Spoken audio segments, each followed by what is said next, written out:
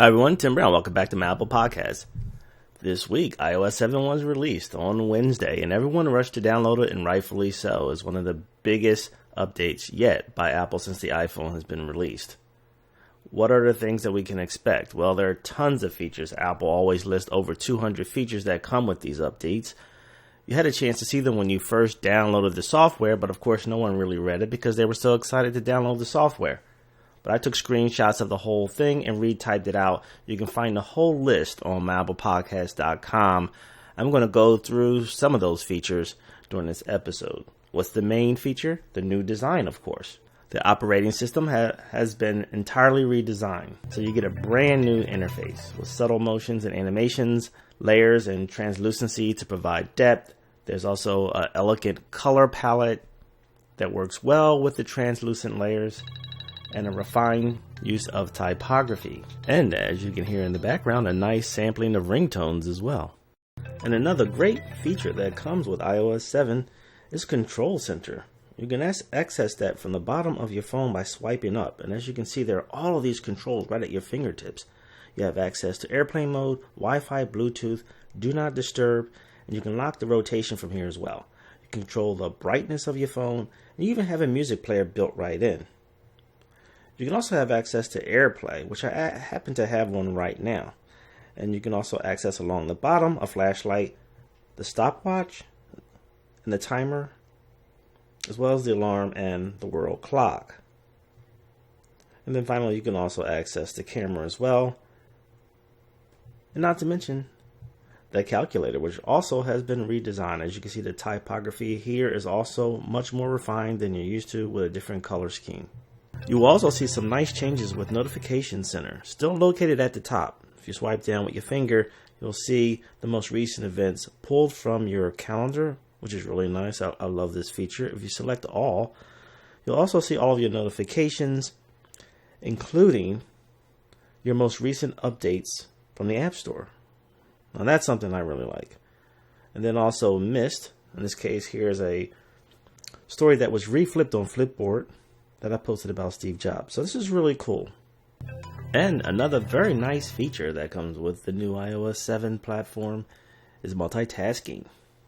Double click on the home button, and you'll see that in addition to the icons along the bottom, you now see the corresponding windows. So you can just swipe through with your finger until you find the application that you're looking for. You tap on that application and it launches again full screen. And if you want to go back to multitasking, just double click on the home button once again. Now let's just say you're going through all of your applications and you see that there's quite a number of them still open. You can just swipe upwards to get rid of them. Just go through, swipe upwards to get rid of them. When you find the application you're looking for, just tap on it and it launches full screen. And that's multitasking. And that's another feature of multitasking that's built into Safari as well. So if I go ahead and open Safari, you'll see that if you tap on the multiple window icon along the bottom, you can now flip through the different pages as if you're looking at the albums from above. And once you find the page that you're looking for, just tap on it with your finger, and then that page is then launched full screen. Well, I tell you, there's so many exciting new updates, I don't know where to begin. Another one of my favorites, iTunes Radio. I have to honestly tell you, and I'm sorry Apple, but I rarely used the music app. I just never used it. I struggled a lot with iCloud, and due to the inconsistency of the listening experience, I just didn't launch it as much.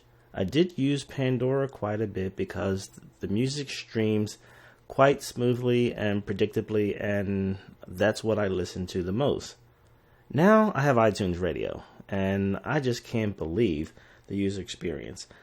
It's definitely going to replace Pandora, and what's really nice is that you can purchase the songs that you're listening to, and since iTunes is my preferred place to buy music, ta-da! So you can click the plus symbol to find a station that you're interested in. So you can click dance, maybe some kind of dance that you're looking for. Click the plus symbol and then add that to one of your stations, and then you just click on that to play it, and There you go. You're listening to dance music. Really cool. I love this new feature. And another thing that I really like, let's just say you come across a song that you really like on one of the stations that you happen to be listening to. In this case, I'm listening to the Dave Holland Quintet. And I go ahead and press the star button. And you'll see that along the bottom, I have the option to add to iTunes wish list. So I'm going to go ahead and do that. Now I can go ahead and purchase that song later on when I'm ready. I'm rarely ready to purchase at that moment while I'm listening. I'm just enjoying the music. I don't want to stop and have to buy it. But if I put it on my wish list, I can buy it later. iTunes Radio is great, and it's completely changed my listening habits. I doubt if I ever use Pandora again. And there are just tons of new features. I can't possibly cover them all. We have Siri improvements. We now have a male and female voice that sound more naturalistic, and you can even make adjustments in the settings to fine-tune just how good the voices sound. There's also App Store improvements, Find My iPhone activation lock improvements, iTunes Store improvements, music improvements, video improvements. Yes, you can now play the videos that you purchase. You can stream them live from iCloud.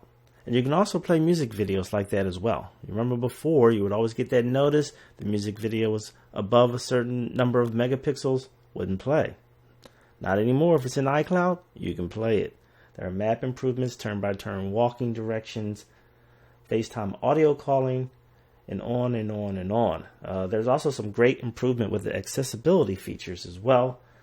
There are some great new enterprise features as well, including per-app VPN, education features, particularly as they pertain to Apple TV, although there are some more. And then there are some features for China, including Tencent Weibo integration, which is, I believe, the photo online service that's available in China.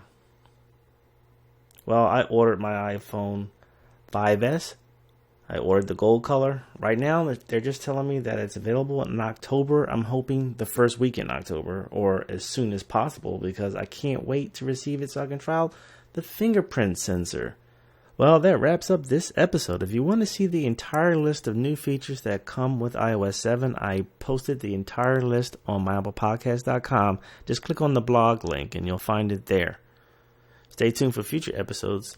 I will continue to give you coverage of iOS 7, as well as iPhone 5S, the fingerprint sensor, and all of those good things.